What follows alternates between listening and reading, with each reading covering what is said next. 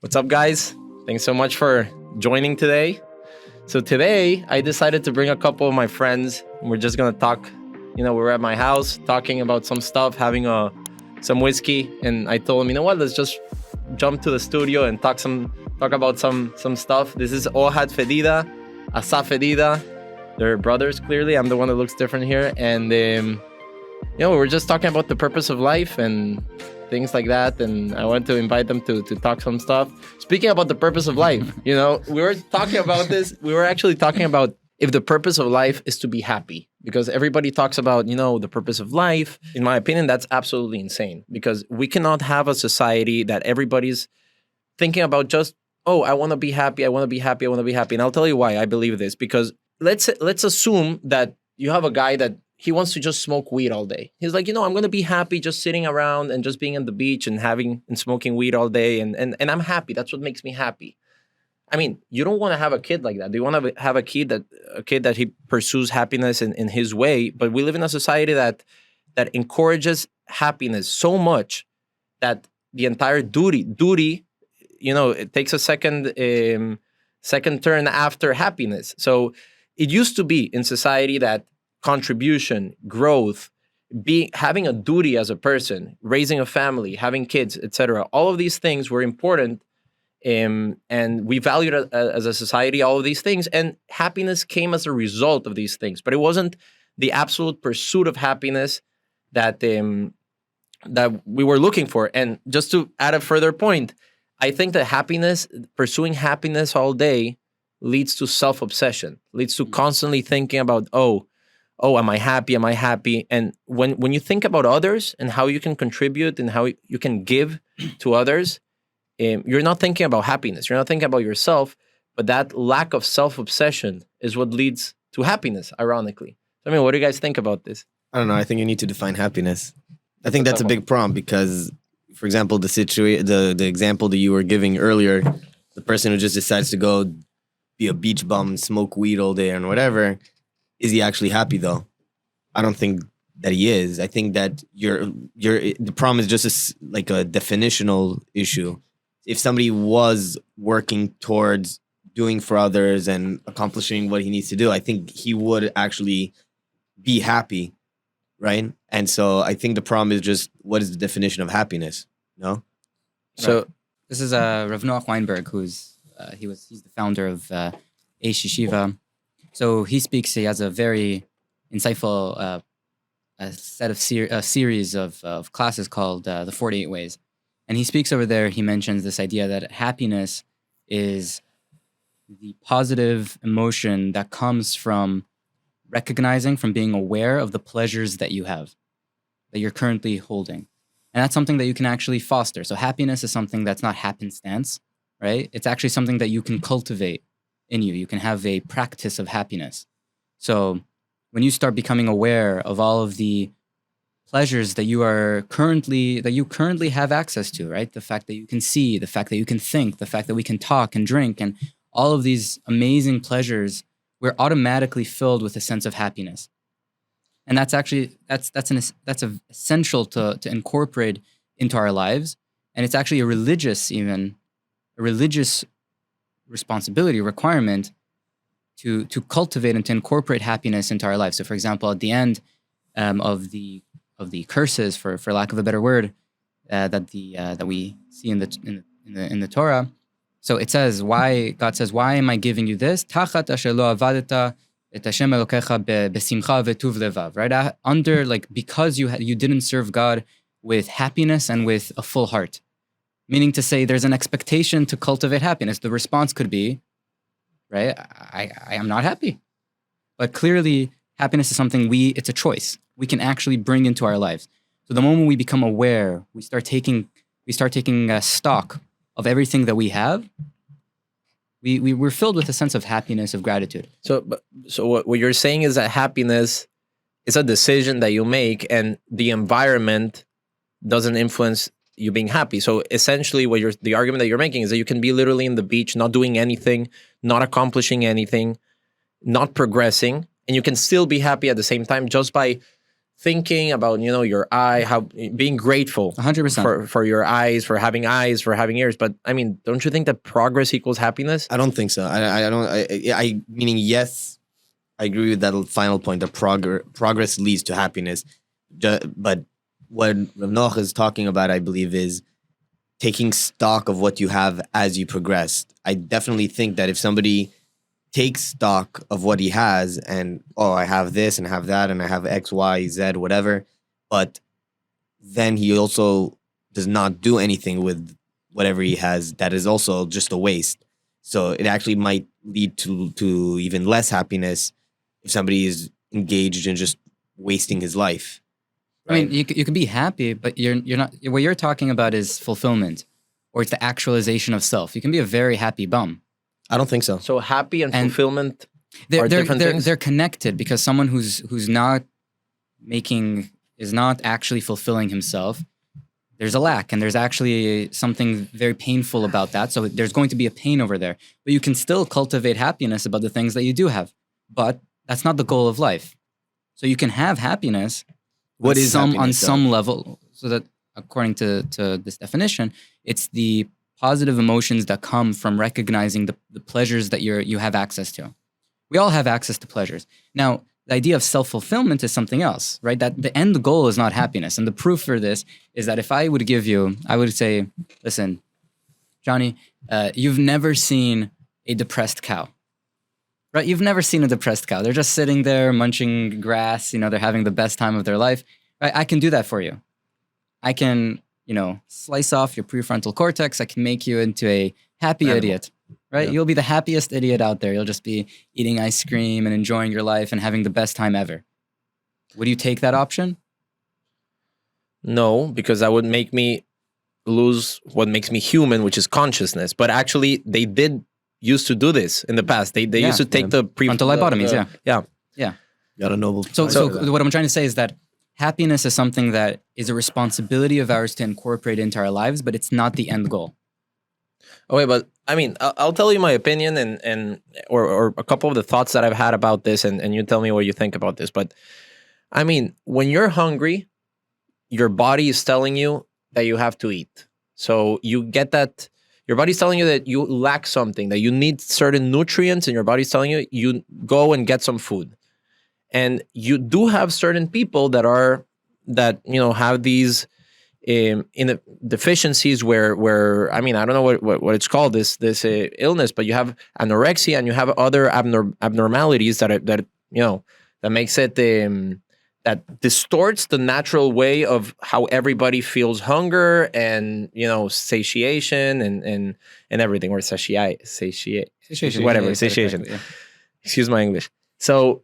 But isn't it your body when you're unhappy, when you're depressed all day, don't you think that it's your body telling you, dude, get the hell up? I mean, you can accomplish something in your life if you get up, if you go and work out, if you go and create, if you go and give, and you go and progress. So it's your body telling you that. But what you're saying, and correct me if I'm wrong, is that it doesn't matter what you do. You can literally be standing sitting down in a hammock on the beach and contemplating about the beauty of the world or art or whatever you want, and just be happy in that way without any action. No, I'm not saying content, and I'm not saying fulfilled. I'm not saying as self-actualized. You're very far off from the goal. But in whatever domain you are actually self-actualized is just another word for saying happy. No? How would you define happy versus self-actualization? I think that becoming aware of the pleasures that you have. So for example, you can be a bum and I can give you some food, meaning a bum, and not literally a bum, but a bum who's not actually, he's wasting his life away. A loser. Yeah. Someone who's wasting his life away, and I can give him a good piece of food, and if he's properly attuned, he can feel a lot of happiness about the food that he has in front of him, and gratitude, and be very present and enjoy the thing in front of him. And also be very, very very, very unfulfilled about the life that he's leading. I think the issue is that we're trying to find a higher level definition for an English word. And so if I would ask you what is the Hebrew word for happiness, you would say probably simcha, right?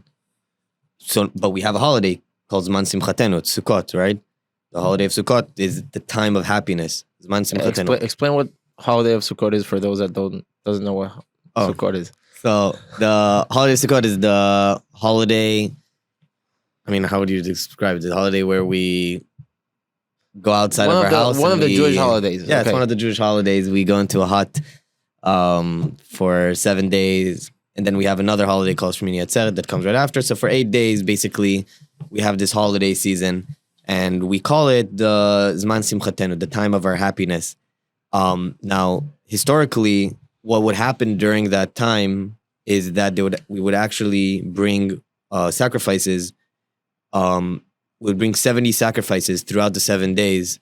And then on the 8th day, on Shmini Atzeret, the holiday that comes right after Sukkot, we would bring one last sacrifice, like one more cow as a sacrifice. And they explain over there that the 70 sacrifices are correlated to the 70 nations of the world, because in the Jewish tradition, we believe that the world is made up of 70 nations. And the last day, Shmini Atzeret, is the one sacrifice that we bring for our relationship with God, between the Jews and God. It's like a separate day. But basically what I'm positing is that the reason why it is the days of our happiness is because it's the one holiday that's actually not inwardly focused. It's outwardly focused.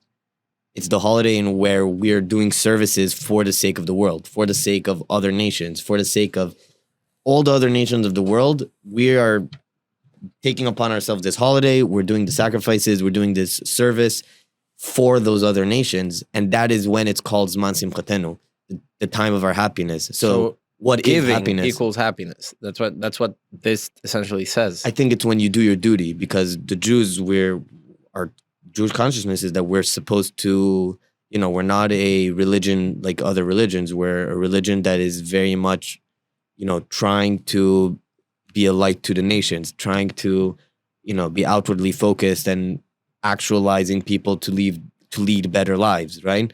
And so when we accomplish our duty, that's our time of happiness. So what you're saying is that whenever you accomplish your duty in the world, that's when you get happiness. I think so. It's correlated to that. So I want to touch on that point because there's this book called The Rise and Triumph of the Modern Self by Carl Trueman. I think I recommended that to you, Ohad. I don't know if you got the chance to read it or to buy it. If not, I'll send it to you. He makes, I won't get into like the historical context that he talks about and everything that he talks about over there, but there's this concept. The main idea is that what you're feeling in the inside is irrelevant to your purpose of life. I mean, when you die, people are not going to remember you. Oh, this guy felt this particular way. They won't remember about that. They will remember. And I think this speaks to the purpose of life, to the discussion that we were having. What do you see in a cemetery? You go to the cemetery, what does it say? Husband, dad, rabbi, etc. So traditional roles that society gives you is essentially what makes you happy. I think a better way of saying it is how you affected other people. Yeah. It's not about traditional. I mean, that is what traditional roles is. But like if you bring it down to just a more basic level, it's basically how did you affect other people? How you affected yourself has nobody cares about that. What I mean is, what roles did you fill in the world? What positions did you fill? What positions of giving did you fill in the world? That's essentially what I mean. Not like the self-obsession of, oh, how do I feel in the inside? I'm confused. I feel this. Nobody cares. I mean, nobody cares about the way that you feel in the inside. That's the truth. That's the hard truth.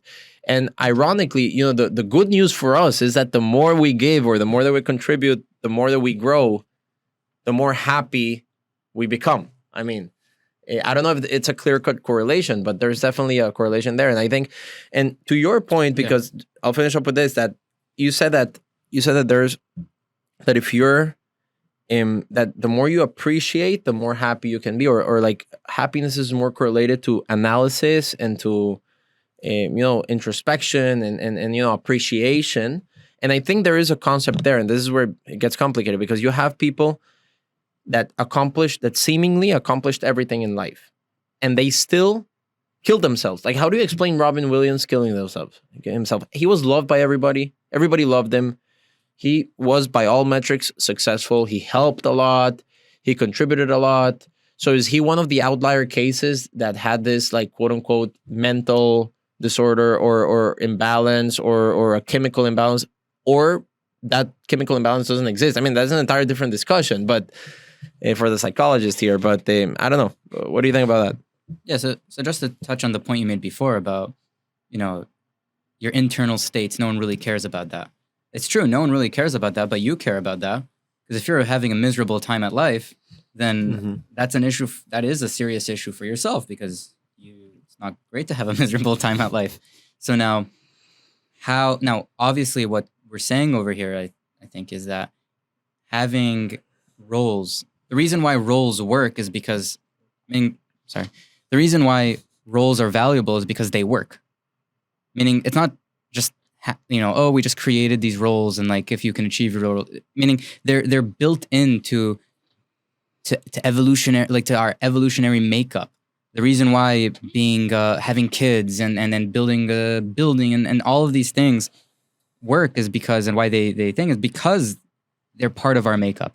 So yes, we need to have more of an emphasis on those roles and actually being productive and self-actualization and all of those things. And there is too much of an emphasis today on my internal states and what I'm feeling, and it's always devoid. The issue is when it becomes devoid of what it's based off of. We discussed this before, of like if you remove yourself from biological needs, from safety needs, from emotional needs, and you're just sitting by yourself in this room like, yeah, but what am I and who am I and what, and you're like become so obsessed with yourself and what's going on, then that's a problem. There's a breakdown over there. But once you actually fulfill all of the basic things, then yes, it's all for yourself, meaning it's all for your right to actually have a good time at it. You're jumping levels in the Maslow triangle, or whatever. Maslow's hierarchies of needs. Maslow's hierarchies of needs is a really good way of conceptualizing life. No, I think that that's a great way. I never thought of that before, but I think it's a great way of thinking of it, that the problem is not necessarily being focused on how you feel. The issue is trying to focus on that without having the tools to develop within the hierarchy of needs. Meaning somebody that doesn't have food and now needs to work to have food and then goes ahead to start focusing on how he feels, that's a totally different approach than if somebody never had to deal with, where am I getting food, where am I getting shelter, and then trying to sit without ever having to interact with any of those other deficiencies or whatever you want to call it, and sitting down and trying to figure out like, how do I feel and how do I interact with people in the world. And I think the issue is that somebody like that, he's much more passive. They're much more passive. They're much more trying to evade responsibility, trying to evade, duties, trying to evade. And that's the issue. The issue becomes when you try to figure out what you want to, who you are and what you want to do by just running away and not dealing with anything. But if you only start, dealing with those issues after you took upon yourself responsibilities, committed yourself to a job, have a family and kids, and now you're sitting and like, okay, what do I want to do with my life? That's very much going to be a different response and a different way of interacting with figuring yourself out. And it's going to be much more mature and much more productive as opposed to running away and, doing drugs in Thailand, to say that, full moon parties. Does that provide happiness? I think it provides escapism, because that's also the thing. I feel that like happiness a lot is just like another, like nowadays it's just basically devolved into just escaping responsibility and escaping it's the lack of pain, which is decadence. It's not happiness, it's decadence. If you go on a chemical level, that's literally like dopamine or serotonin release. I mean, that's literally that. So, but I think that nowadays the fact that we have so much stuff that exacerbates dopamine release to an extreme level. You can literally on your phone, you can literally watch porn, play video games, watch movies. All these things are extremely potent ways of dopamine it's a dopamine hit. So I don't know, but I was listening that if you raise your dopamine your base level of dopamine constantly, then nothing will actually, feel happy. I mean, exciting in essence. But there is a difference in the way that you feel. I don't know what chemicals go on in the brain, but there is a difference when you help somebody, or when you grow, or when you contribute, or when you make. I was in Kenya a few years ago, and I was there. I was having experiences with people, not privileged people, and I can tell you that no movie or no experience has ever felt as good as that. So I don't know, are both of those feelings dopamine release or serotonin release, or So what you're touching on is Rav Noach also talks about this, and he talks about the levels of pleasure. So pleasure is a dirty word, in today's society, colloquially. Like when you say pleasure, everyone automatically takes it into bad ways. But there's 5 levels of pleasure, and what you're identifying is that there's different levels, meaning there's very low level pleasure, which is food and very more physical ones, and then you move up a level and you're going to emotional pleasure, right? And each level is it's a different order. So what you're touching on is high level pleasures, the contributing, being productive, helping other people, having responsibility and power. All of that is high level pleasure. So you're comparing it and you're saying, yeah, but if I compare it to eating ice cream, it's not the same. It's like, yeah, it's not the same. But you also want ice cream. So you want to have a life where you can have all of it and you can appreciate all of it and incorporate all of it. The goal is to get as much pleasure as we can from life. And that includes low level and high level pleasure.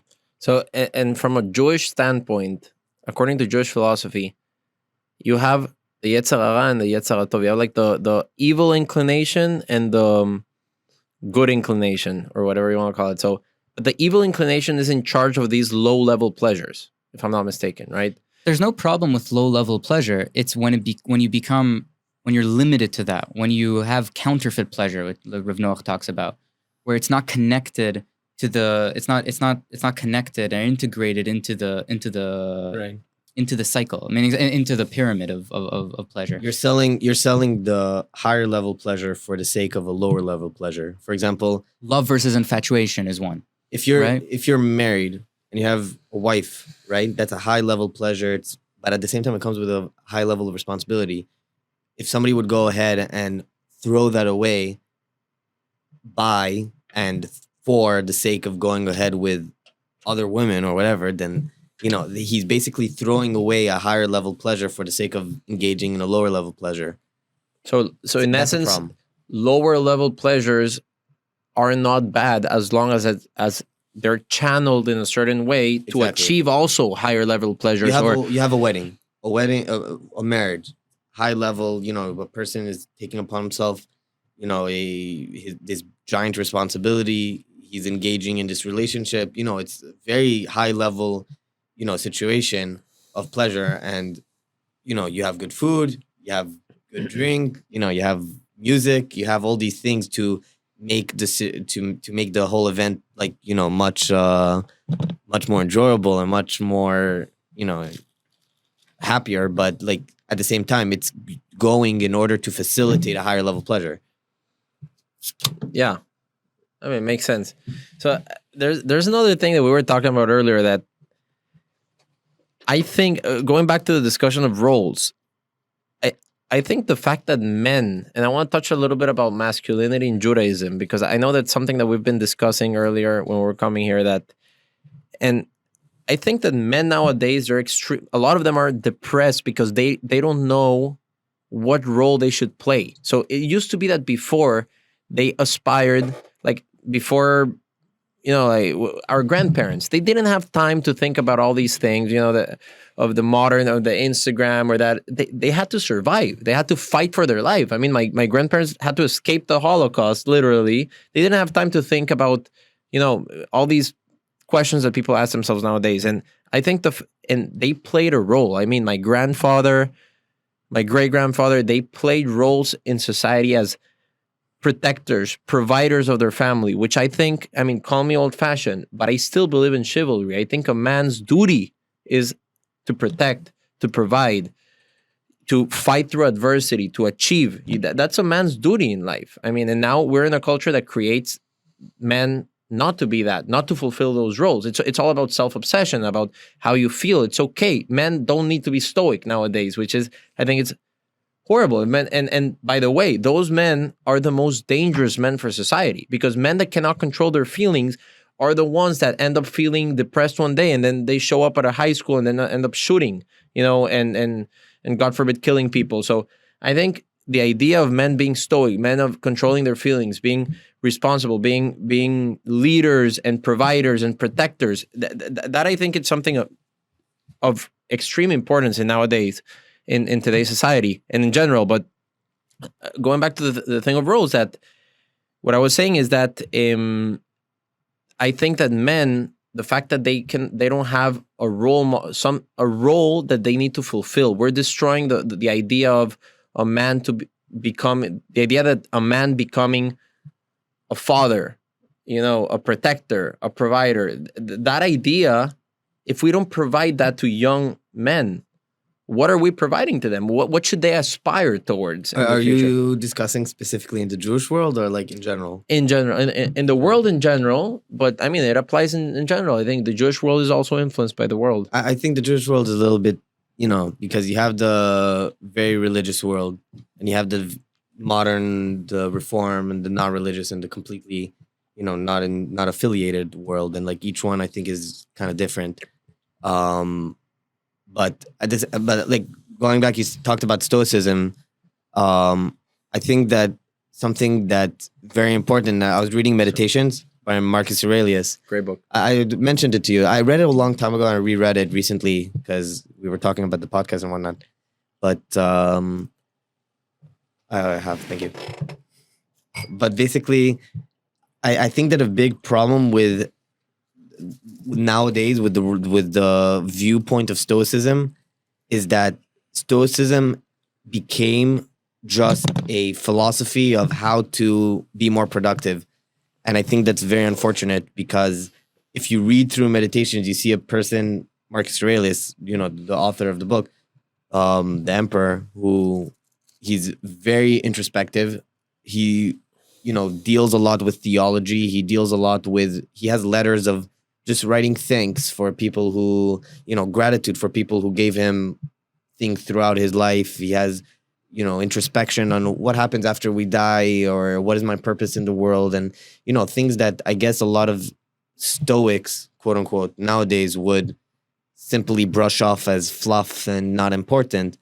And the issue is that basically it's what nowadays, when you go and try to figure out what is Stoicism, you get a bastardized version of Stoicism, which is just, don't have any emotions, focus on your job, and that's a big problem, I feel. And I think there's a truth to being emotional, being connected to, your feelings, being more sensitive to, what your surroundings and what makes you feel, fulfilled. But through a Stoic mindset, you can get, follow it from a very empowering and very proactive approach, as opposed to a reactive and I don't know what you want to call it, approach. But that's the problem nowadays. I don't think that people are not Stoic. It's just that there is no Stoicism nowadays. By the way, I'm not saying that men shouldn't exhibit feelings.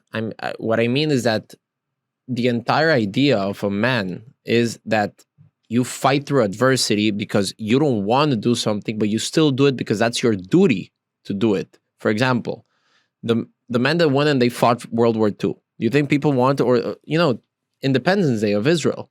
You think the people that went, my grandparents have fought for Israel, and do you think they want to die? They want to leave their families behind, but do you think they weren't scared? Of course they were scared. They were scared shitless, and it doesn't mean that a man shouldn't be scared or shouldn't have feelings. But what it means is that they have the duty, his duty. I don't speak to women because I'm not a woman, so I can't know what what they feel. But as a man, I'm telling you, like, it's the duty of a man to go and to protect So if you do that, you okay there?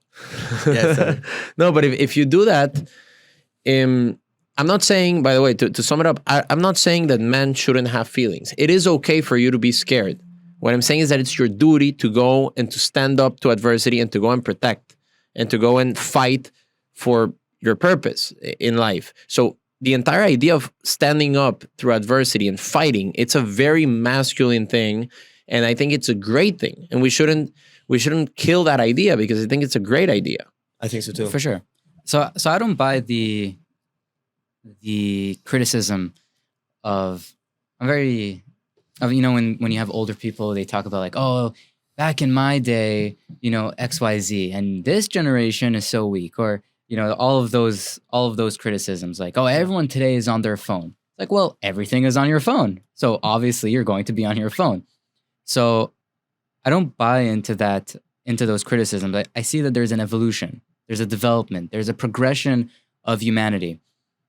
Masculine and feminine, whatever that is, I'm not obviously an expert in any of this, but whatever that is, there are clear roles, and there's forces, there's masculine and feminine forces, and that is going to have a manifestation in every permutation that we have, in every generation that we have as in humanity.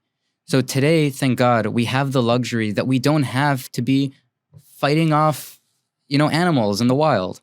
So the classic masculine idea of a man who's beating down the lion is not necessary. Now, granted, that might be related to that. That's true. This idea of being a protector, this idea of going out, of making something of yourself.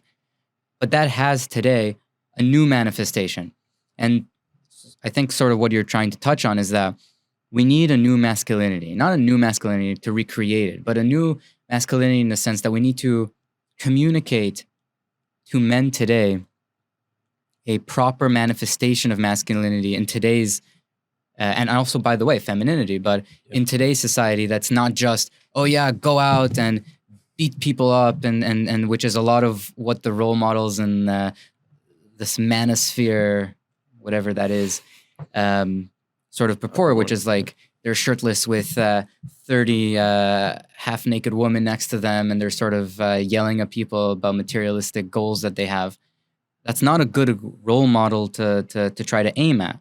So what is a new figure? And it's big. We need masculinity. We need men who actually make... So I know we spoke about this before also, about this line that they say, which is, strong men create good times create weak men, and weak men create bad times, and so on. And there's sort of like this never-ending cycle of... What was it again? I think strong men create good times. Good times create weak men. And weak men create bad times. Right. So this sort of... And bad times create strong men. And bad times create strong men, exactly. Sort of like this cycle, this never-ending cycle of like... I mean, it's true. Where are we now? Very good times. No, so... About to be bad. So I always thought, I thought about that question, I thought about that statement a lot, and it's true for a majority of people, but it bothered me a lot, because I'm like, that's it? Like, strong man? Because if you ask a weak, like someone who is, they're fighting, they're trying to make something of themselves, what do they say? They make fun of people who are super wealthy, and people who are super, like, they have a lot of resources, so they're like, oh, those people, they don't really know the real life. They don't really know the struggle. They don't really know. And I would never take millions of dollars because I always want to have the struggle in me. And then they're like, okay, what do you want to offer your kids? Oh, I want to offer my kids complete all the luxuries that I never had. Aren't you just making your kids into weak people? Right? They never really answer that. Yeah. So is there an answer to this? I think Bob Marley had an amazing line on it. I'm trying to remember it. He said, it's not about giving your kids all the riches you never had as when you were growing up. It's about giving them all the wisdom that you never had when you were growing up. But again, going back on that issue that, you become rich and then you spoil your kids and... Right. So, meaning going back on this, which is, I think there's a solution to this, meaning there's a way out. That doesn't have to be the way, because we recognize that there's always going to be many layers to life. We're not always going to be stuck on the most basic level where we're trying to hunt down animals and try to provide food and sustenance to a woman in the caves. Like, that's not the only place that we're stuck in. So there's always going to be struggles as you progress up in humanity. And you're going to need to have strong and masculine people who are progressing and actually succeeding in those things. So masculine people or masculine men? masculine men, yeah. Okay. Yeah. Why women can't be masculine? So, what I'm trying to say is Sorry. that Go ahead. You're saying? what I'm trying to say is that so the father who struggles very hard and is able to take his kids out of a bad situation now creates a place where his kids are able to struggle on higher level and higher order things. They don't have to struggle on low level things like food or getting out of the neighborhoods or whatever it is. They're able to actually now struggle on higher level things, on education, on self-fulfillment, on being a better person, all of those things. That is still a struggle. You don't need to go out to war to have a struggle in life and to have a journey and to have a quest that you're going out and trying to conquer. I mean, you're touching on the basic tenet of masculinity, which is conquest. I mean, think about Genghis Khan. I mean, like, why men went out to lands that completely unknown lands. Christopher Columbus to America. I mean, just for conquest, for that spirit of going out and conquest. So I do think that that spirit of conquest is present nowadays in different ways. That nobody's going out to a land that they don't know, because everything we know. Detroit. Buying real estate in Detroit. It's a great market, actually. No, I'm kidding. That's what I'm talking about. Texas is a place. Yeah. But just to touch about, I don't know how Genghis Khan became like a role model for people today, especially again in the manosphere. What do you mean, Genghis Khan? Yeah. Because like 1% of the world comes from him directly. Yeah, but he was a big amount of Does people. that mean that he's your role model? No. But I mean, like, if you knew Or your ancestor? that your ancestor was Genghis Khan, wouldn't you be proud of Genghis Khan? So if 1% of the world is like, by default pro Genghis Khan, Are you proud of every single one of your ancestors? I mean, I know I'm not. I don't know. But, You must have bad ancestors. No, I mean, Yeah, but I get your point. Go ahead. You're saying? No, but I think what you're going back on is basically, I think that, besides conquest, it's about principles. And if you're a principled person, then if you're from point X going to point Y, then those principles are going to carry you up there, right? And if you're starting at Y, those same principles, though, are going to be the principles that will move you up to Z, or, like whatever you want to call it, from point A to point B to point B to point C. So like somebody that starts from literally nothing, the tools that are going to bring him up are his principles. And those are the principles that are necessary to be given over to your kids so that they can also continue developing onwards and onwards and onwards. And that's like kind of what you hope from your kids, that, they are able to use those principles. So like, I don't know, honesty. I'm sure if you're living on the streets, honesty takes a very different role than if you're, like middle class and you're working, and honesty is a very different, has a very different manifestation, and so on and so forth. It's really just giving over to your kids principles. And that's kind of like, I think, the most imperative part of masculinity. Like you're talking about, like, being in the cave versus being in the modern world. At the end of the day, it's the same principles. I mean, there are different manifestations. Back then, when people were in caves, men had to go and hunt. But nowadays, hunting is manifests in a different way. No, but hunting is, why are you hunting? Meaning, you're hunting because For survival back then. I mean, but you're also hunting for your wife and your kids, right? Because you have a duty. Their survival, yeah. Okay, so now that obviously it changes, like it changes all the time. Like your situation is going to change. But at the end of the day, that principle of, if I take upon myself the responsibility for somebody else, I don't throw that away. I have a loyalty to my wife and my kids and whoever I choose to give my loyalty to. That is something that, regardless, it's never going to change. And it doesn't matter if you're middle class, if you're poor, if you're high class, or if you're, that principle never changes.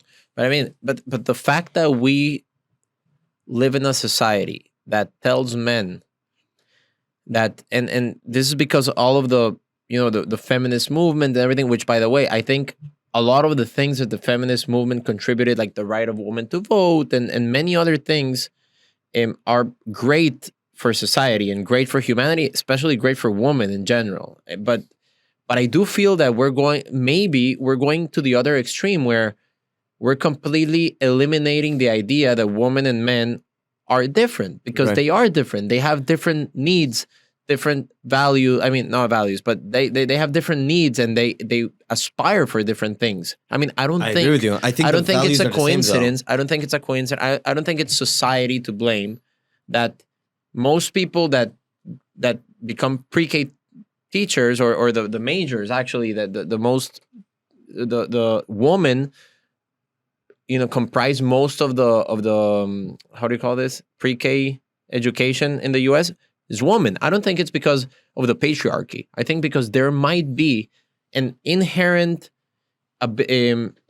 gift. I would call it a gift of woman to connect to children, to give to children, to nurture. I don't disagree. Yeah, I definitely agree with you. I think I heard a great way of explaining it.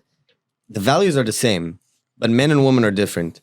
And the way to explain it, if you have a saxophone and you have a trumpet, and they're both playing D major, right? Or they're both playing the same note, but you're going to say this is a saxophone and this is a trumpet, but they're playing the same note. Or if you have a guitar and you have a piano, they're playing the same note, but it's going to sound differently. And the same thing, there's loyalty, and there's loyalty, and there's masculine and feminine ways of portraying loyalty. There's duty, and there's a masculine way and a feminine way of portraying duty. There's, all these very fundamental values that we appreciate, that we feel are important for our lives. But in the end of the day, there's a feminine way of expressing that, and there's a masculine way of expressing that. And both of them are necessary for the world. And But why do you think society has been so obsessed with equality, quote unquote equality, that we completely disregard the idea that we're different? I mean, and I think this conversation extends more to equity and equality, and equality of outcome versus equality of opportunity, because nowadays we're obsessed with everybody being equal, and I think that not equality, inequality to a certain extent, I know this is controversial, is something positive for society. I don't mean equal rights. I mean differences in what people can contribute. And I think femininity and masculinity can contribute different things, and they can provide different things, and they can. So I think that difference is great. And the fact that in society we're trying to eliminate those differences, I think it's absolutely asinine. True, but that's the danger, I think, in every generation, they're going to have their developments and sort of their state that they're in, and there's going to be too far, or the negatives of whatever we're dealing with. So thank God in our generation, there's a lot of good things, so a lot of people are like, oh, this generation, everyone's so anxious and everyone's so terrible and everything's bad about this generation. Again, touching on what I said before, but it's not. Thank God. Thank God we live in a generation where we have the luxury to start considering and thinking about our life and what do I want to be and who am I, and all of these big questions that in past generations they didn't necessarily have the luxury to be. Or, for example, a lot of people in dating, right? We're like, oh, back in the day, you would just be matched with someone and go for it. You're going to get married and that's it. And today, everyone's so picky and everyone's so this. It's like, yeah, true. There's a lot of problems. There's a lot of issues that come out that we have today, but we also have the luxury of considering relationships in the aspect of love, which is something very valuable. We moved up a step. We don't only have to consider financial stability or how is it going to be for my family, right? We also have the ability to start considering people on the basis of love. So in every domain that we have it going too far. So the idea today of women participating in society and women starting to be recognized as being able to contribute in all of those things, there's a lot of good that comes out from it, right? They don't only have to be relegated to the house and that's it with no contributions. With that said, when we forget the basics, when we forget the fundamentals or the principles that you were talking about, and we forget about right? Like the values, and then it goes too far. So every generation has its too far. Yeah, I mean, I don't disagree with you. I agree with you, but what I would say is that, or you mentioned dating. I don't know. Like, are you saying that? I'm thinking about the relationship between my grandparents, and they've been married for 60 plus years. They have an amazing relationship. I mean, I'm sure that if my grandmother had Instagram, I don't know if she would have been married to my grandfather, because my grandfather was the guy from the block, from the house, a couple neighbors there, from the Jewish community in Costa Rica, where I'm from. So, of course, she probably wouldn't got married to him, but that doesn't mean that they couldn't create a happy marriage because of that. Love, with love. So, but it developed after. Right. It developed No, after. I definitely think that all the developments nowadays, quote unquote, developments, are harming women much more than men. I think that 100%, and I'll tell you why. Because men didn't really change that much, but women changed a lot. And because of the advent of Instagram and open dating and so on and so forth, it democratized the market, but it made it much harder for women to be special, to be different than the other, because you have on your fingertips like 700 different girls, right? Dude, I can say the same thing about men. Like, think about it. Like, if you're growing up in this town in middle America, and there's this like beautiful girl in your high school, let's say. It used to be, 50 years ago, that there's this beautiful girl, I mean, physically beautiful, and you can talk to her, get married to her and everything. I'm not saying that you can't right now, but the thing is that she has nowadays this cute girl from middle America, from a random town, or, from any small town in the world. She has Instagram. So you, as a guy, let's say you were her classmate, you can't compete I know that society has become a lot more superficial, but you can't compete with the guys with the blue. Everybody has a blue check mark now. I know that you can pay it, but the guy with the blue check mark with 50 million followers on Instagram that just randomly texts cute girls that he sees on Instagram. So this girl grows up in middle America, and she's like, "Holy shit, this guy from Ukraine or from wherever, not Ukraine's not the best example, but from Europe or from Monaco, Romania,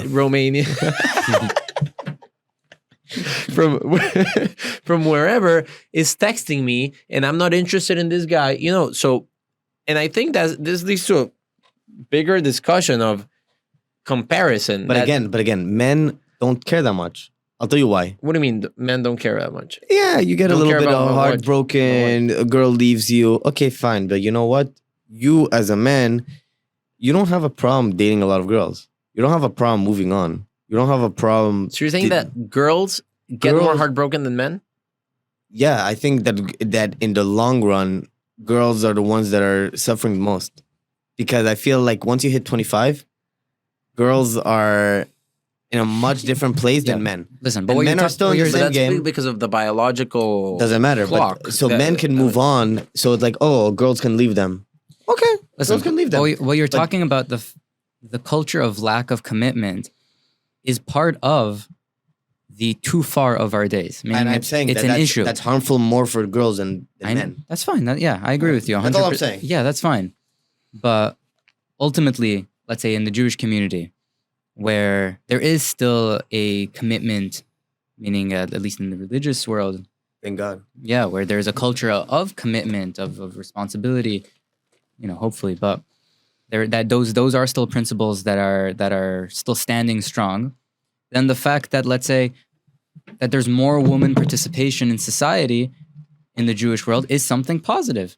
The fact that they no longer have to be relegated to the house and the resources are so limited that they don't have any access, that's wonderful that now they can participate with a sensitivity towards the most basic makeup of man and woman, and commitment and to integrity. We all agree. 100%. I think we all agree that woman participation in society is amazing and it's great, and we're all for equal rights, etc. We're just talking about the point of the too far, and I think there's also in the religious world very much too far.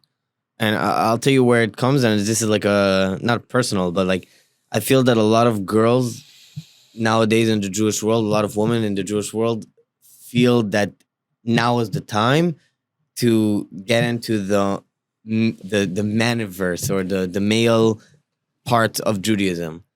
And like personally for me, like in shidduchim, like a lot of times I have a problem. Shidduchim is Explain what Jewish dating. explain. Shidduchim is Jewish dating, but a lot of times girls list out or lay out exactly what exactly are they looking for in a man. I'm looking for a man that prays a certain amount of times a day or goes to study in the study hall a certain amount of times a day in the Bet Midrash, et cetera, et cetera. And it's like, I don't think this ever happened in the past. I think this is the first time in ever in the Jewish history that we have women that feel that they can dictate to their husbands, their Jewish, their commitment to Judaism. I think it's a big problem. Because I think what you're touching on is this. I know it's controversial, but I think it's a very big problem nowadays. Because I wouldn't just write. understand, you don't want women to tell you your level, your religious level. You don't want women. Can you explain that I'll specifically? explain Because again, for everyone that doesn't understand, that doesn't know about this, because I didn't know in the past. So in the religious world, you're set up, right? Yeah, you have matchmakers. You have matchmakers. So what you're saying is that the girl cannot tell her matchmaker. But just to point out, you have a choice. It's not back in the day where they used to set you up and that's it. Oh, really? It's not that you meet your wife in the seconds day before. of 5 seconds before? Yeah. No, it's not like that anymore. They set you up and you go on dates. Was it ever like that? Yeah. It was like that? You met the girl? Yeah. In the Hasidic world, I'm not an expert in the Hasidic world, but there is a lot more of that. You but go on especially like 3 back dates. in the day. In the Hasidic world, you go on like 3 dates. Like that's it. Nowadays. Yeah. So Nowadays, before, it used to be that you meet them the day of the wedding. I don't know if the day of the wedding, but at least there was a lot more external decision making. Yeah. Outside of the man or outside of the Families, woman, et meaning it was more okay. You guys also, are not. the marriages usually happened like, for example, I believe it was. I'm trying to remember which community, but there's a community that. Oh, in the Yemenite community. In the Yemenite community, if you were over a certain age, and you were Jewish, you had to report to the army. You had to report to certain like government officials. You had to like become Muslim and whatnot. And so they would organize weddings like when the kids were like 3.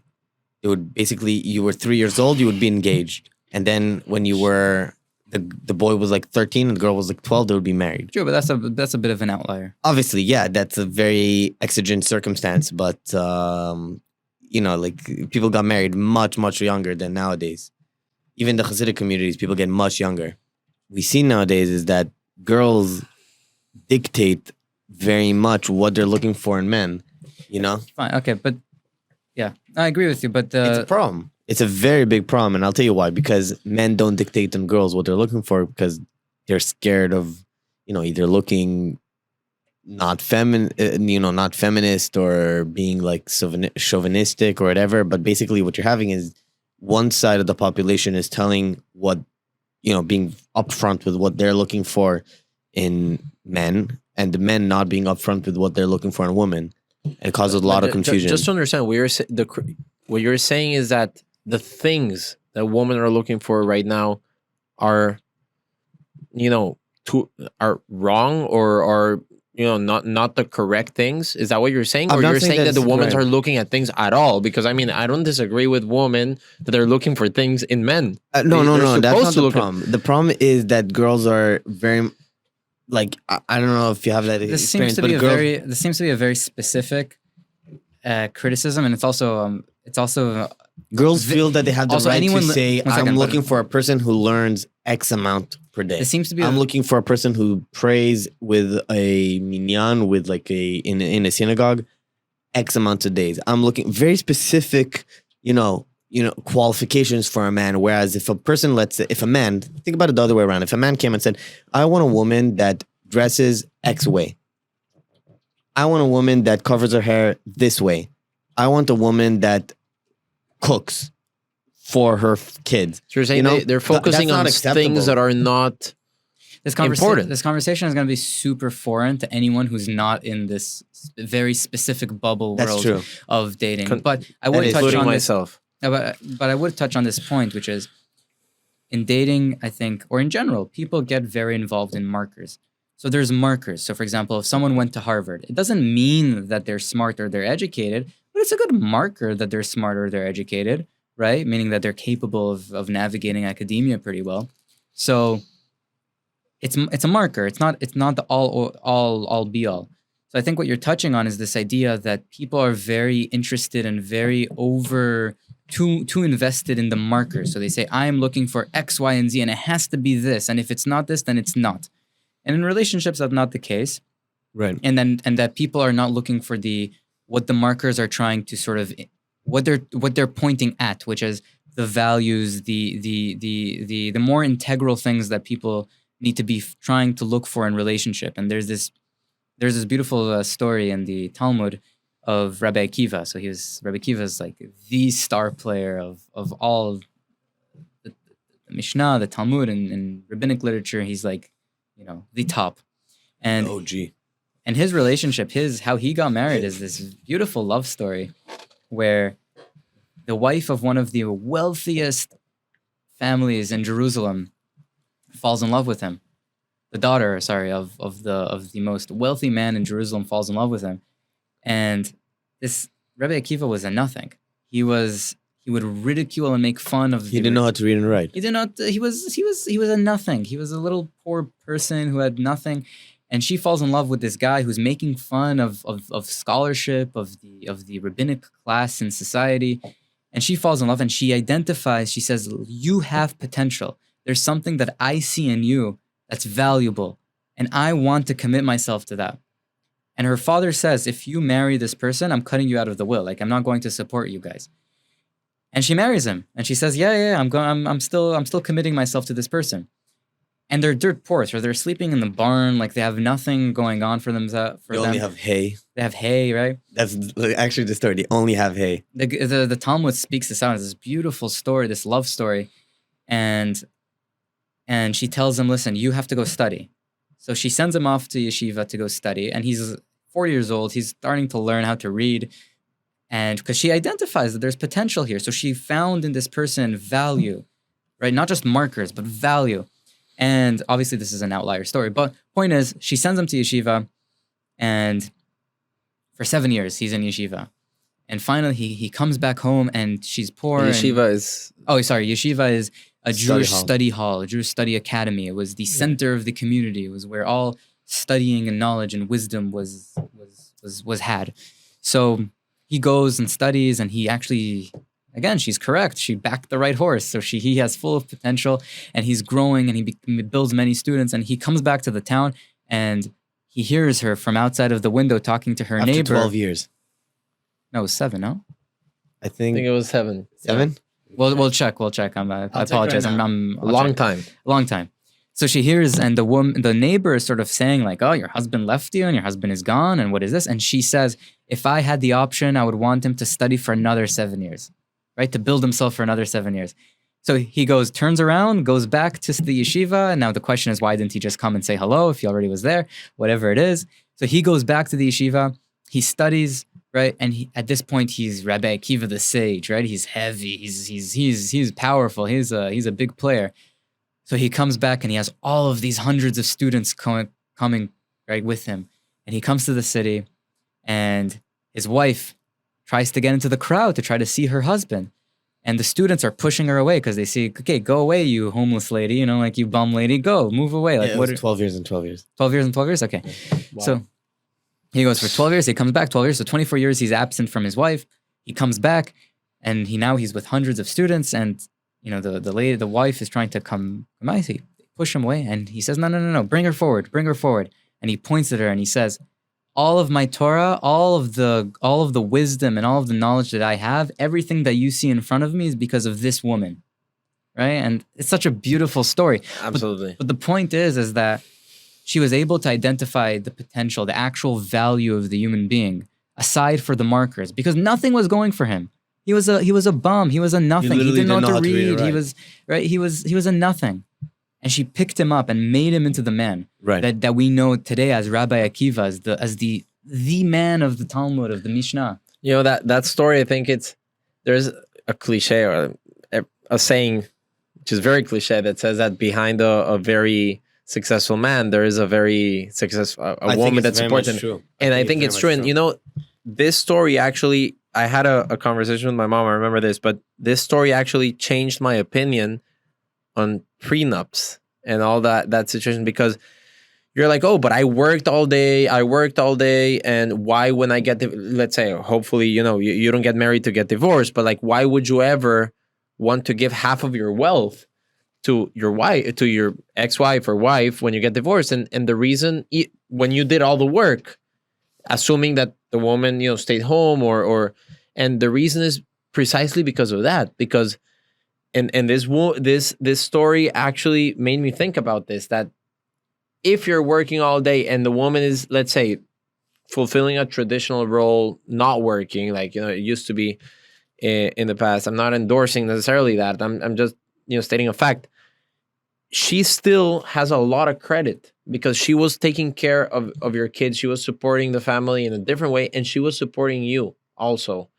So, I mean, this story actually enhanced my opinion. Actually, for sure. I actually still agree with prenups.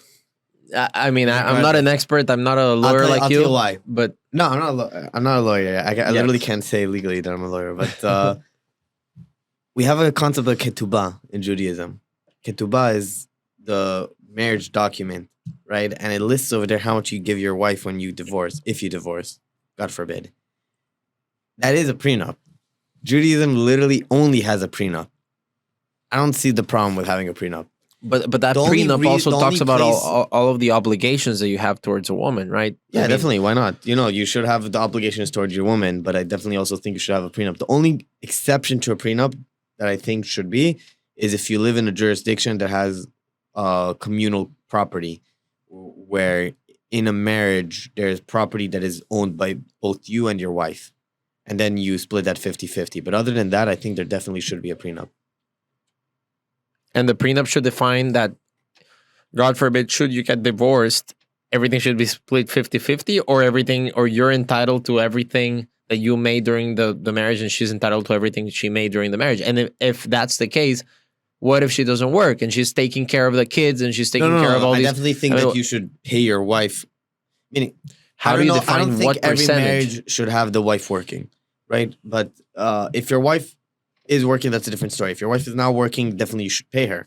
I don't think you should just. But what kick her if out she into the works streets. part time? What if she works part time for the other part time to, you know, take care of her kids? Or what if she sacrifices, she sacrifices her career, or because she's prioritizing her kids, which, by the way, I think That should maybe that should controversial, definitely be taken into consideration. that's something good, by the way, in my opinion. That should I don't be taken think into I think that consideration. women that nowadays say, "Oh, I'm super empowered," and because I feel empowered, I'm not gonna have kids. I'm not gonna do anything. So then they're 40 years old. Okay, she's 40 years old. She dedicated her entire life to her career. So what can she do now? She can afford some more Gucci bags instead of okay. So what? What did you accomplish? But yeah, I was the other day with my grandmother, and we had this trip to the beach with my family, and I saw this, you know, and I saw this with my family and with my grandparents. I mean, they literally had their entire family there, like, I don't know, like 40 people there. Everything came from her. I mean, everything came from her and my grandfather. If she would have been one of these, you know, amazing role models nowadays in the 21st century of women that didn't care about, you know, having kids and everything, and just literally she dedicated her entire life to being an accountant, which she was. I mean, she still is. I mean, would that make her more happy? I don't think so. I don't think so either. So I think that's completely distorted. This is an interesting point about, just like men need a role model, women also need a role model. And for women, agree. it's a lot more complex, I think. I'm not a woman. I'm not an expert on basically anything. Are you like sure that. about that? I think we should. I think we need a woman next time for one of these podcasts. But to bring more of a diverse, yeah, exactly. But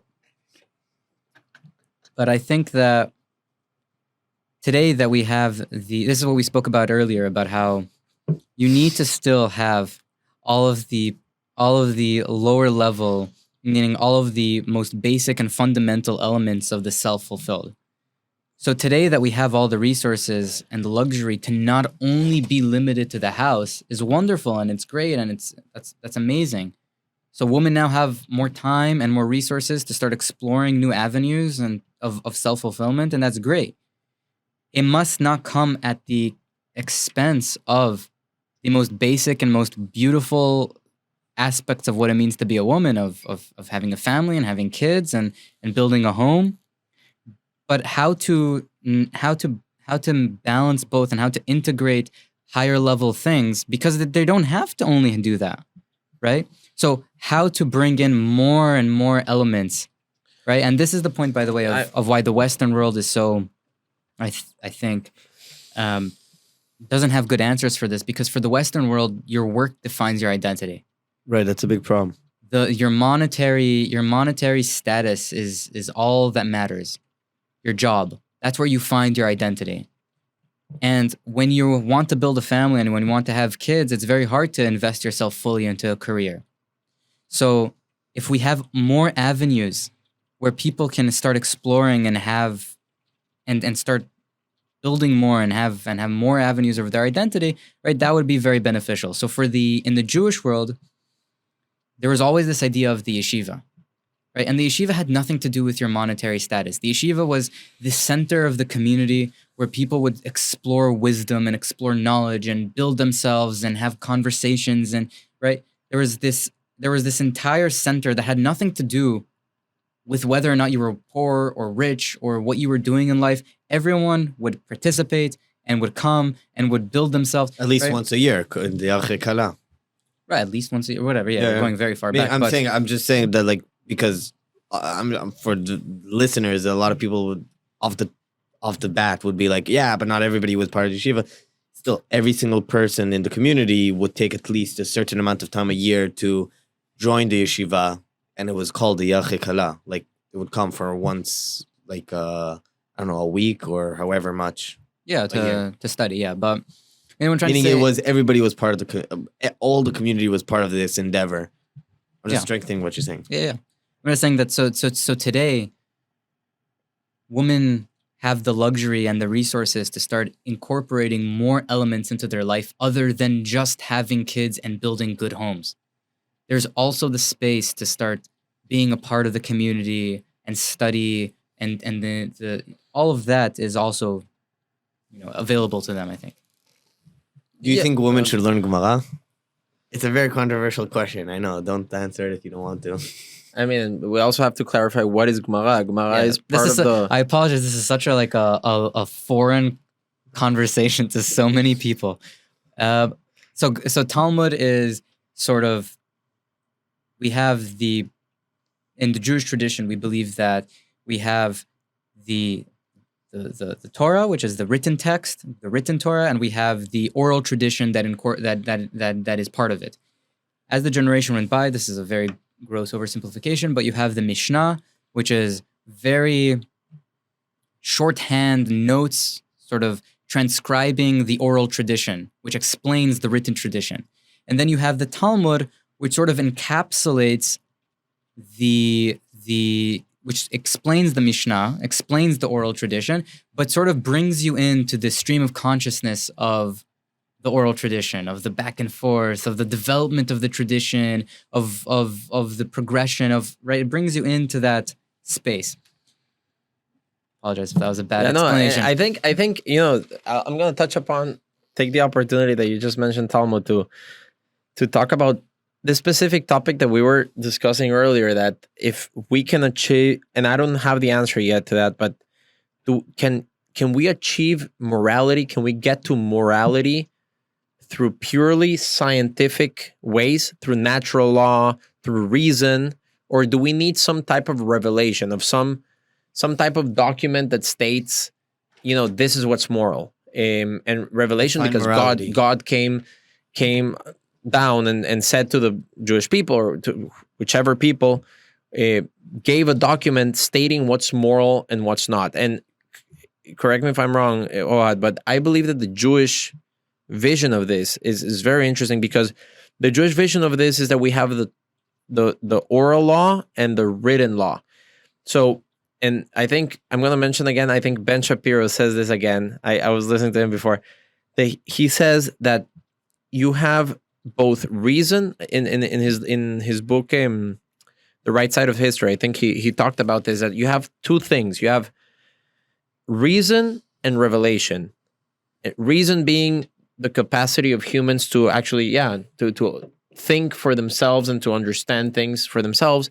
And on the other hand, revelation, which is top-down morality that came from God, that God told us what is moral and what is not. So we have the bottoms-up, quote-unquote, bottoms-up approach, where you, through your brain, you try to understand what's moral. And you have the top-down approach, where God tells you what morality is. And being the top-down approach would be the written law, and the bottoms-up approach would be the oral law. So it is you. So when you have both reason and revelation, you can actually arrive to conclusions without succumbing to tyranny. So if you have only revelation and you don't use your brain, you can end up in a theocracy, where people justify whatever in the name of religion. They interpret, they see things in the way that they want to, and they can justify anything. They can see a passage and they say it, okay, I'm interpreting this passage in this way, and therefore I need to kill everybody, or whatever, take it to an extreme. And on the other hand, if you have reason without revelation, or without a certain base or a text, or a system that gives you a certain direction, then you can end up justifying whatever. And I think the 20th century is a testament to that, where there was no, people justified whatever. The population that theoretically was the most sophisticated population, the German population, ended up assassinating millions and millions, tens of millions of people. So when you have the merger of both these systems, you can actually arrive to conclusions and to create a moral system. So I think one of the examples that he uses there is that, imagine a ship throws an anchor.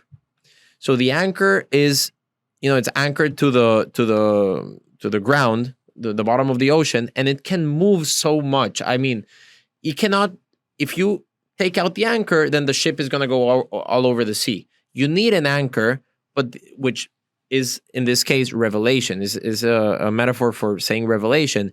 And the anchor, there is a space for it to move to the right, to the left. The ship can move, but it cannot move all over the sea.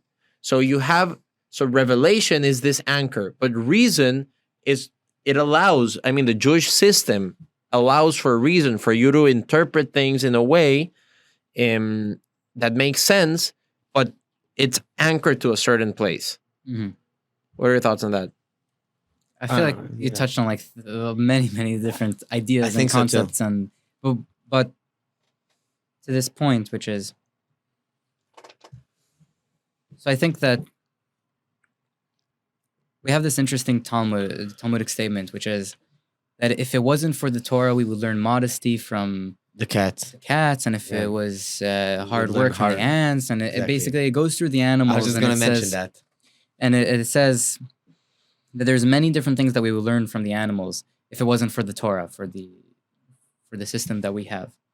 And I think what this idea is saying is that viability is not the question, right? Viability, which is, self-actualization. The human being is going to always strive. Every being is going to strive for self-actualization. The lion is going to try to be the best lion that he can be, and the human is going to try to be the best lion that he can be. The human, right, and so on. Every creature is going to try to be the most that they can be.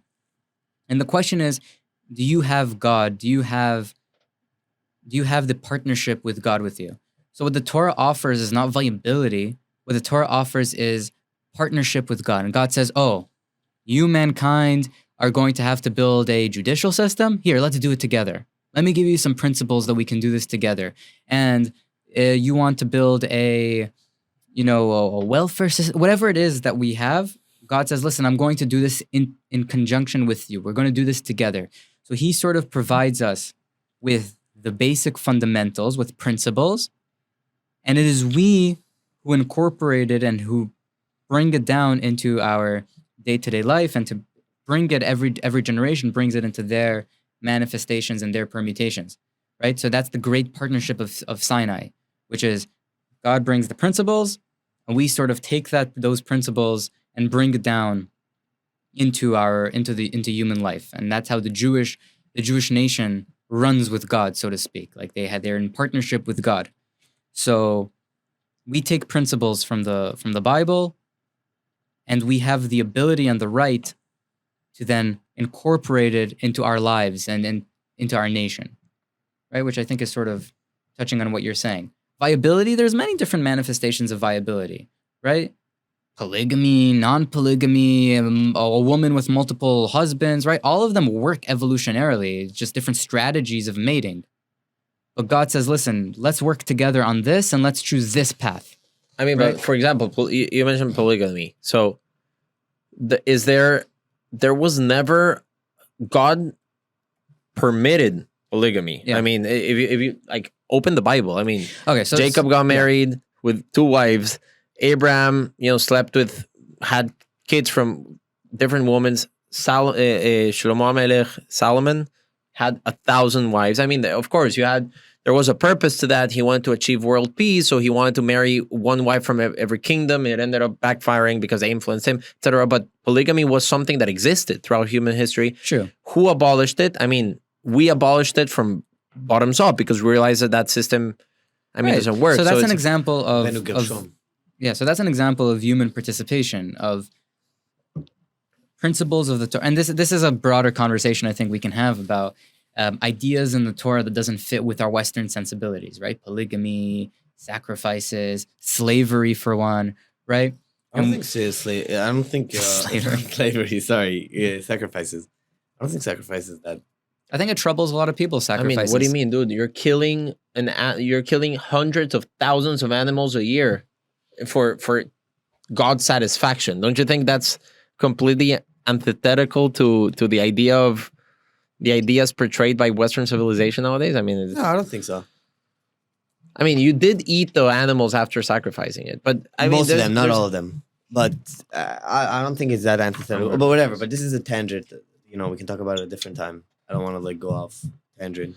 I mean, to touch on that point, what do you think?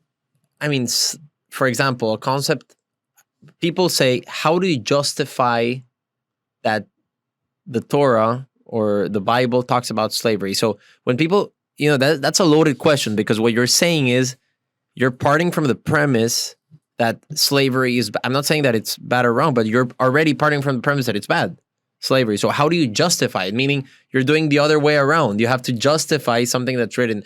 So I know you told me a couple of approaches that you have to answer this specific question. Yeah. So it's interesting because whenever there's something that's troubling with Western sensibilities from the Bible, you sort of have multiple general approaches that you find. So you find the fundamentalist approach. It's rarely spoken, but it's usually the approach that says it is you that needs to change your frame of reference. You, the Western person, have an issue. The Bible, the fact that it's in the Bible, it's condoned, and you're the problem, and you need to change that, right?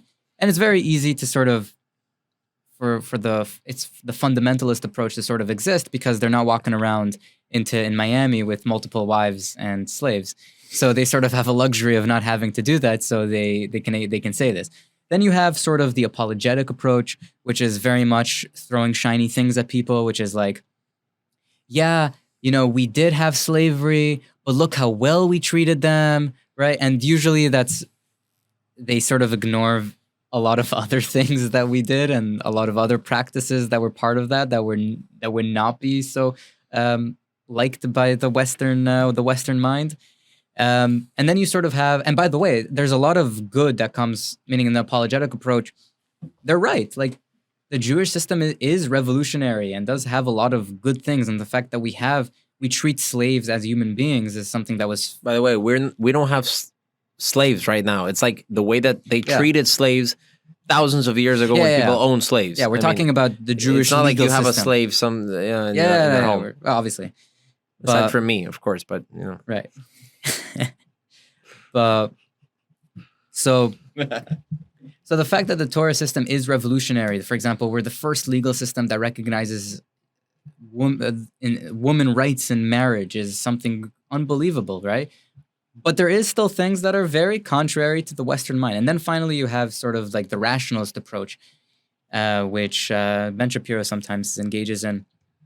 You can see this in his conversations with Sam Harris, which is sort of, and by this is a big misinterpretation of Maimonides, of the Rambam, in the third section of the Moreh Nevuchim, where they talk about sacrifices. So they sort of say, listen, it was once something that was necessary. So sacrifices was something that was necessary. Polygamy was something that was necessary. All these things are actually bad, but because the Torah was given to a people that needed it, meaning we were idolatrous, in an idolatrous nation leaving Egypt that was engaged in child sacrifice. So listen, this was the better good, meaning this was a way to wean us out of those practices, right? So they sort of view it as like a necessary crutch. It's a big problem. It was a bad thing that we needed, but now that we're enlightened, we can outgrow those things. And I think that none of those approaches, the fundamentalist, the apologetic, or the rationalist approach, none of them are actually satisfactory when you're confronting very problematic things that the Bible speaks about. And I think we need to understand that the principles of the Torah are eternal. The principles, those are the things that are unchanging. Those are the things that we can never change, and those are the things that whatever Western value says, it doesn't matter. Now, how those principles are going to manifest in whatever generation you find yourself in, that's a different question. And that's up to us. So, for example, polygamy. The Torah recognizes that there is a relationship that works, meaning there's a marriage that's polygamous that works. Now, is it the ideal? But does it recognize it? I mean, the fact 100%, because it condones it. It allows for it. The fact that it allows for it doesn't mean that it's endorsing it. It's just a reality of life. I mean, for example... True, but it bans things that it's unhealthy. The Torah doesn't allow things that are unhealthy. It recognizes that for a generation that the Torah was given in, polygamy was necessary and is a good. Today, that we have the luxury where we're not fighting for our lives for resources, and we have the ability to marry for the sake of commitment and exclusivity and love, we don't need to have multiple wives. So then why would you have multiple wives, right? So the principle of Torah is that marriage could work with polygamy, right? Do you have an example? Do you have an example in the Bible of a polygamous relationship working? I mean, do you have an example in the Bible of a sibling relationship working? I think Moses and Aaron. Moses and Aaron is a very big exception, but sure, it was the first. Have a lot of situations where it didn't work. So Yaakov, Cain and Hevel, the first siblings, didn't work. So what you're saying is that the Bible is not endorsing. No, I'm just saying that it's not a good proof to say that there's not a lot. Yeah, I'm sure you had polygamous relationship that worked. Of course. So let's say this. So for example, going back, so slavery, right? Slavery, the Torah accepts slavery in the sense that the concept, the principle of slavery is something that's real in the Torah. It's not something that we're going to get rid of. Now, how it manifests in every generation is going to be different. So if we, the nation of Israel, once we have our sovereignty again and we're going to run along Torah values, the rabbis are not going to allow for slavery. They're not going to allow for a first century interpretation, a manifestation of slavery where we have a slave market. That's not going to be the ideal. But slavery, go ahead. No, but slavery, by the way, slavery endorsed by Judaism is not the typical slavery that we're accustomed to when we see that. Let's just say this straight up. What's the difference between American slave, or not only American, by the way, people try to credit this to America. It's not American slavery. It's worldwide slavery. Not only Western, European. Dude, it started not only in Africa. You know when it started? You know when slavery started? People don't think this. Forever. People think that people in America went to Africa and just grabbed people from the streets and made them slaves and brought them to America. People from America that went to Africa, they bought slaves, meaning certain tribes in Africa were already enslaving other tribes in Africa. Slavery people bought it. Slavery is It has been throughout history, yeah. you know, in Now, for thousands of I'm years. saying yeah. American because we're Americans, so that's what we know. But I American mean, I'm slavery, not, but whatever, yeah. if we get married, I can be. Costa Rican slavery.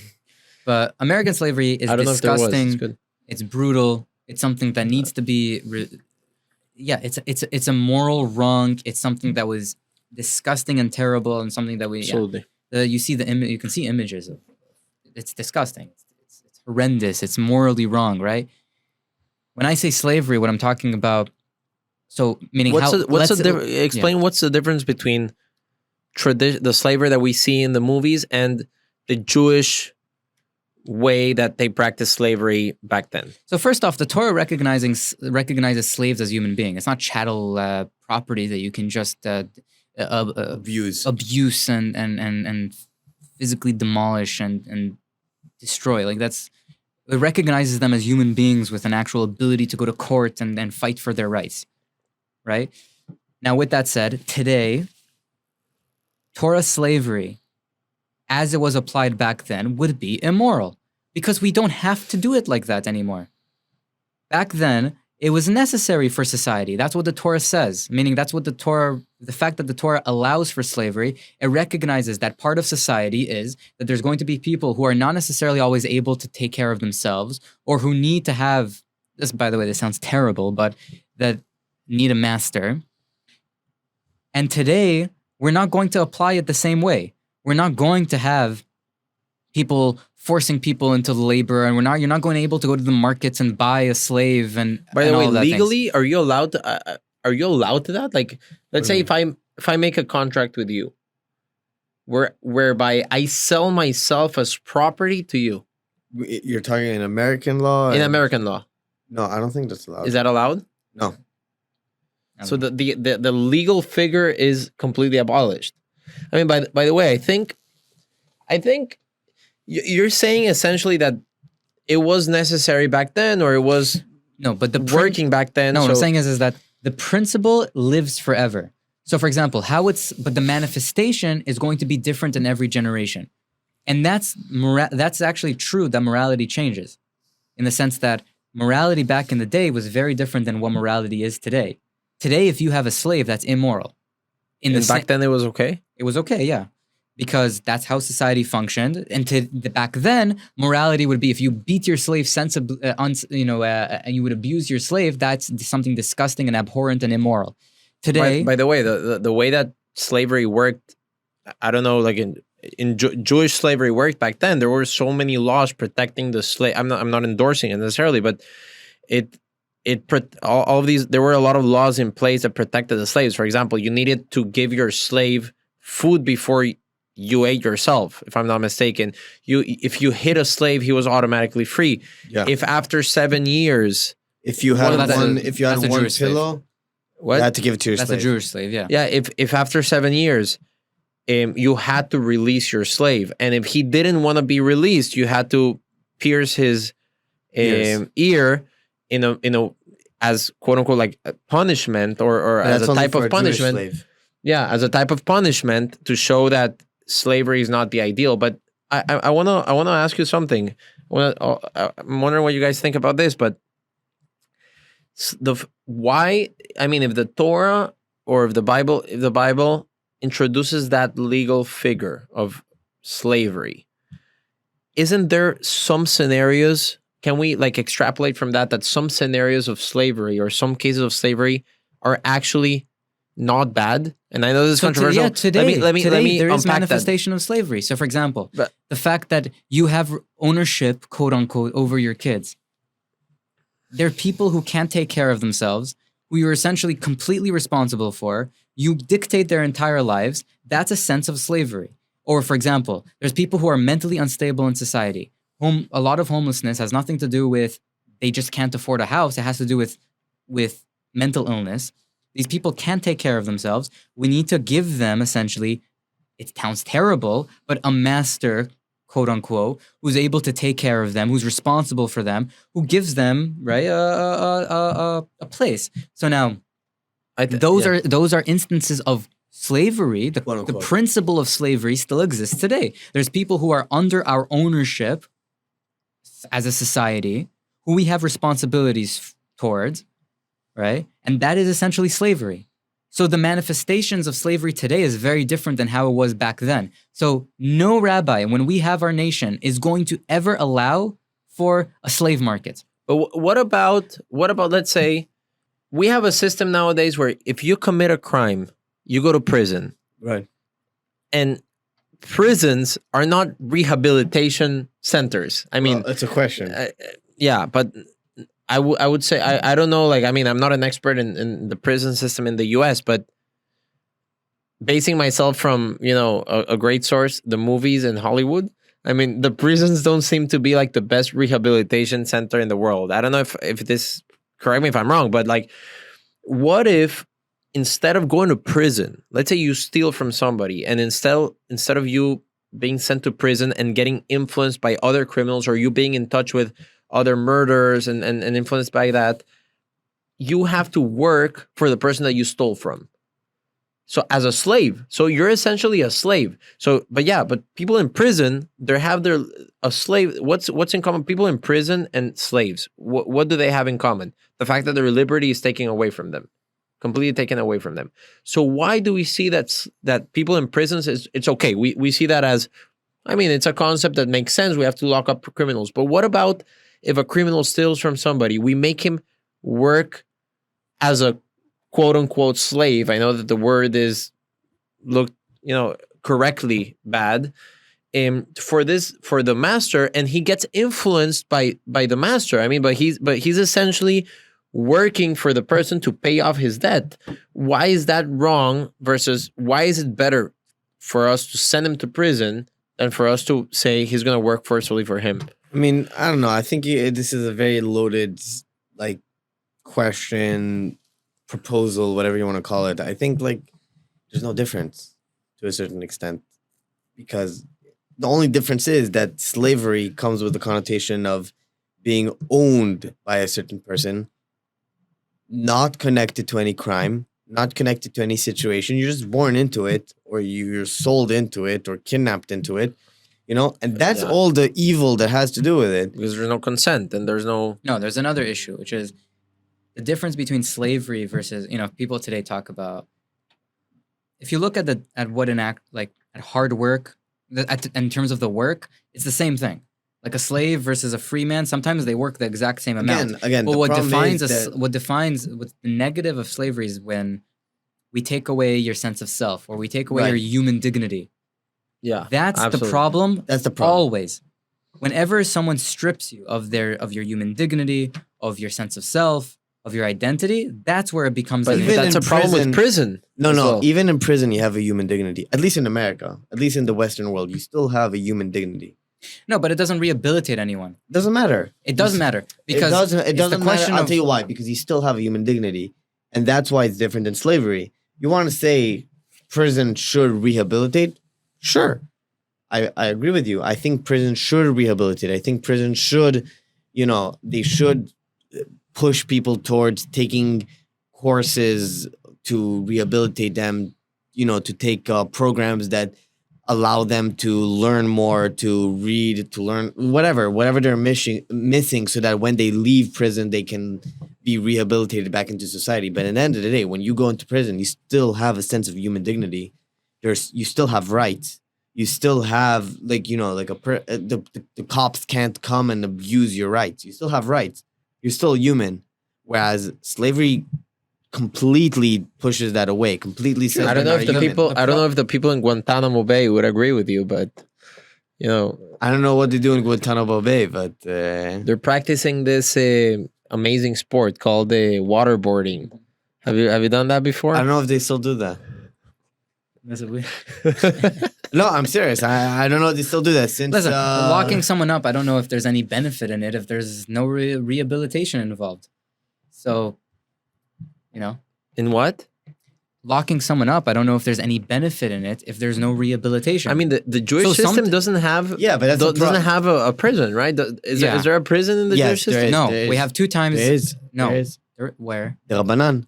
No, so we have From 2 times. Biblically, we have to. 2 times where there's prison. There's number 1, which is we have the person that we had an episode in the Bible of a person going out who cut wood, whatever it was, on the Sabbath, and we weren't sure what the punishment is because obviously whatever he did was prohibited on the Sabbath. So the question is, what did he do wrong? So they put him into a holding, and the reason why we put him in holding is we didn't have an answer. So until we had an answer, we sort of held him in place. And Where? I mean, where would you? no, but the point is we didn't lock him up as that was the punishment. It was just an intermediary state until we got an answer, and we quickly got an answer, and then we actually executed whatever needed to be executed.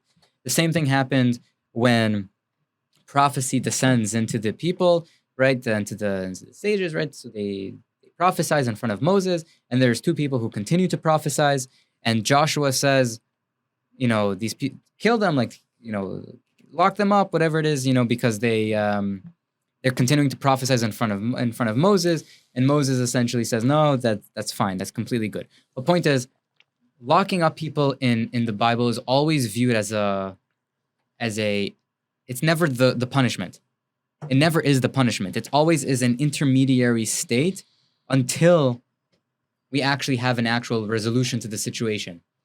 So, And that nowadays, that's the punishment. The idea of the No. criminal system. I mean, if somebody just protecting society from these people. So That's the sometimes question. no, Nowadays, yeah. do we see imprisoning somebody as a punishment for their crime, or I mean, is a concept of punishment existing in nowadays in the criminal justice system, or is it rehabilitation, or is it just locking him up because he's going to harm somebody else? I think it depends on which. I think in Europe, it's viewed as a punishment, and I think in America, it's viewed as protecting society. I'll tell you why. Because look at the difference in the punishments. Look at the difference in the punishment. Look at the difference of the years that you get in Europe versus the years that you get in America. In America, they're much more Tougher? tougher. America has the highest rate of incarcerated people. And in Europe, you have that less. doesn't mean In Europe, when that you get- literally can mean that there's more crime. No, in Europe, when you get life, at least when you get life, it's a certain amount of years. In America, when you get life, you stay there for your entire life.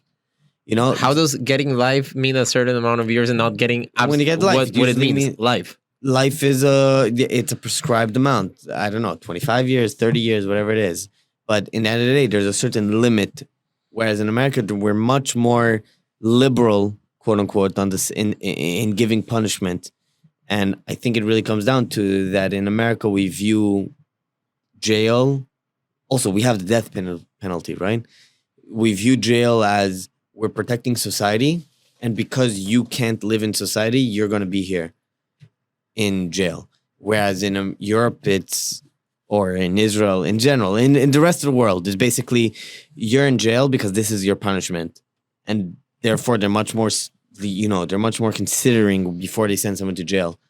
I don't know which one is the better system.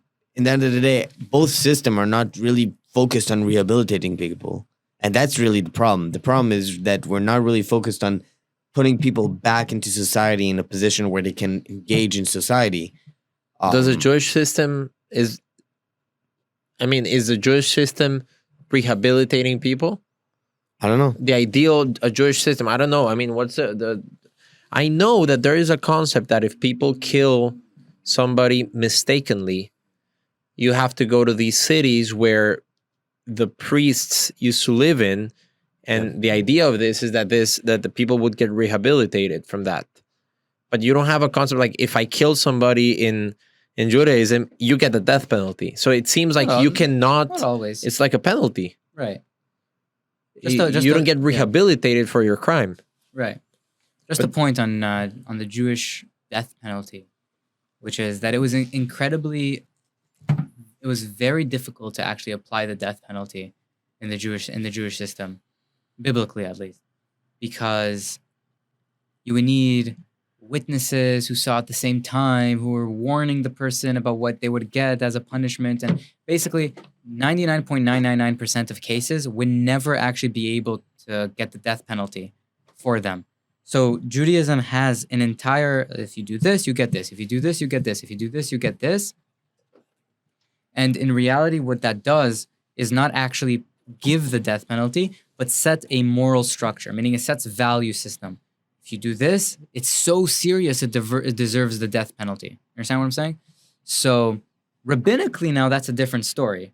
Rabbinically, how they would apply a judicial system is actually they might give the death penalty, they might not give the death penalty. They choose how they want to set up a judicial system. Biblically, though, it's extremely difficult to give any death penalty. So that's really the way that the system runs.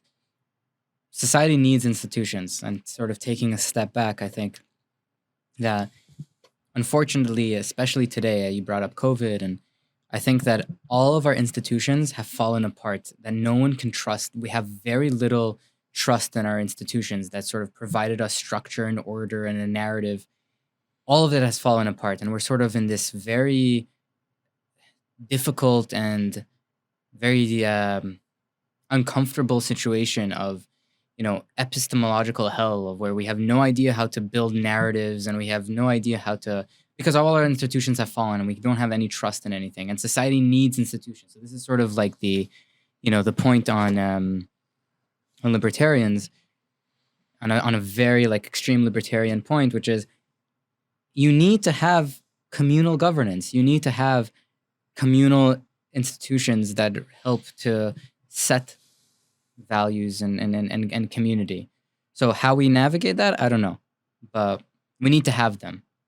And today we're in a very difficult place. The question is if these institutions should be filled by the government or should be filled by private institutions. I mean, I think it also depends on the government and the idea of government. In America, at least, the government only has a right to exist from the will of the people. I mean, it sounds amazing in theory, but unfortunately, the government. I mean, look at the federal government right now. The size and the power of the federal government. It makes. But that's a recent. But again, that's a very recent development of the federal government. Don't you think it's a natural outgrowth of? I mean, I guess to Ohad's point of the society needing institutions, I agree that society needs institutions, and I think the original idea of the founders of having the more local, of having decentralized government, the more local you go, the more you control the government can have, because the more similar people are. So if you go to a specific town in South Florida, it's more likely that people are going to have things in common with them, each one and another, than if you compare Florida to California. Right. So it makes more sense that on the local level, local governments have more control. I think nowadays we have the federal government controlling everything. And the most important, I think something we're forgetting is that the most important institution, I know this might sound cliche, but the most important institution that we have in America is the family figure. The family. And this is an institution that has been, unfortunately, dying away or not, it doesn't have the same relevance that it had back then. You have I think in the Black community, you have 40% single, mothers. That's absolutely insane. And in the white community, you have an exorbitant, a very high rate of single woman, single motherhood rates. I think that's absolutely insane. But the idea, I think nowadays, the fact that everybody looks to the government to come and solve, right, the federal government to come and solve and to step in as the major institution. I think the entire idea of the founders was that the more decentralized the more decentralized you go, the better. So let's say you need help. You start with your family unit. After your family, you go to your neighbors. After your neighbors, you go to your church or your community or your synagogue or whatever. After that, you go to the local government, then the state government, and finally the federal government. But the outgrowth, the natural outgrowth of the federal government has completely upended that system. Yeah. So on that, I think that's very important today to recognize there's the individual, and then there's the family, and then there's the city, and then there's the community, and then there's the state, and then it goes up and up and up and up.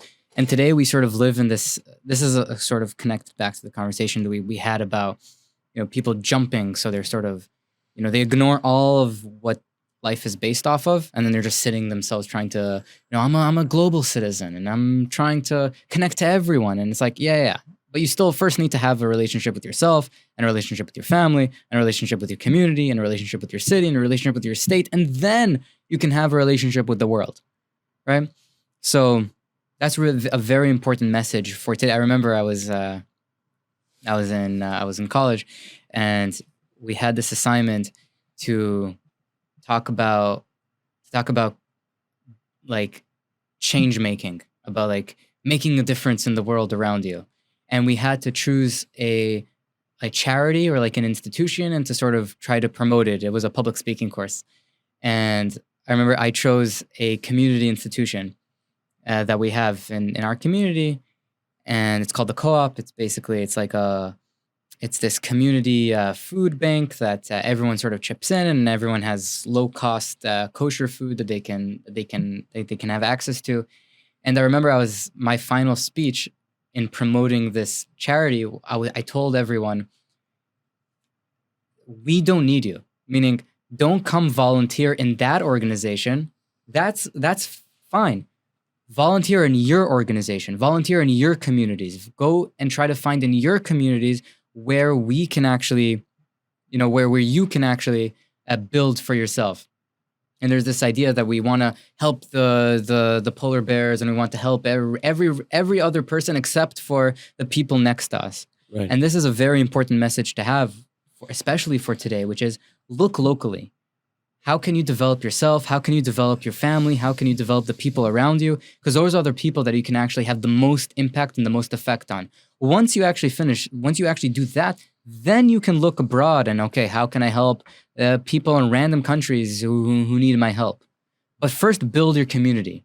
Have a sense of community. Have a family, right? And that's a very important message. 100%. I think when people talk about all these global problems happening, people talk about all these global problems happening, a lot of the times is because they want to, evade their responsibility as humans. Because, talking about, there's a problem in this foreign country in the middle of nowhere. I mean, you're not doing anything about it. But the minute that you talk about the guy next to you having an issue, then that means that you have a responsibility. Which, by the way, is sort of, everyone talks today about their careers, and they talk about, I want to become, you talk about this all the time, of like, I want to become a lawyer because I want to help people, right?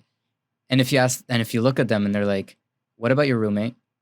The person literally in front of you who needs help, right? You're not helping him. So if you really want to help people, start now. Start with the people in front of you. It's a lot of hypocrisy nowadays. It's a lot of people evading the duties. Again, going back to our conversation earlier about duties and responsibilities, a lot of people evading their local and personal duties by trying to delude themselves into believing that there is a higher purpose for themselves, and at the cost of basically ignoring what's going on around them. And I have a big problem with that. I'm in law school. I have a big problem of, looking at people and conversing with people that they try to sell to me that they're in law school in order to fulfill a higher purpose. And a lot of times I'm like, listen, you have a mother, you have a father, you have siblings, you have a roommate, you have friends. What about all these people? You're basically just ignoring all those people. You're running away from all those people. You're abusing all those people, quote unquote, for the sake of trying to, run after this lofty goal of like saving the world, changing the world, changing the policies of like America, which is too broad and too abstract to actually mean anything. I mean, and in the end of the day, I think, by the way, in the end of the day, like every single prosecutor thinks they're doing like God's work, and every single criminal defendant thinks they're doing God's work. And listen, both of them are like fighting against each other, and both of them think they're doing God's work. So like, who's wrong? Both of them are wrong. Both of them are not doing God's work. That's not true. Both of them are doing partially God's works, and both of them are doing. I mean, it depends who's innocent and who's guilty in that case. But no, that's already a conversation about our judicial system. But putting aside, I don't know. I think it has to do with the fact that people are willing to throw away their relationships, but that's throwing away away their responsibility for the sake of prosecuting. By the way, one day, God willing, you will have the option of having broader effect. Meaning, hopefully, God willing, one day you will have the ability to establish policy and to affect many, many people and do a good job at it. We have to clean house first. I mean, you have to do it Exactly. first internally, and then you As can do Jordan that. Peterson says, clean your room before you try to change the world, you know? That makes sense, and it's 100% true. But anyway, with that, I think we'll conclude today. Yeah, a lot of time, but thanks for joining, guys. Thanks for you. coming along. Thank you for and, inviting us. boom, let's have another whiskey after the. Thank you. Thank you. Thank All you. right.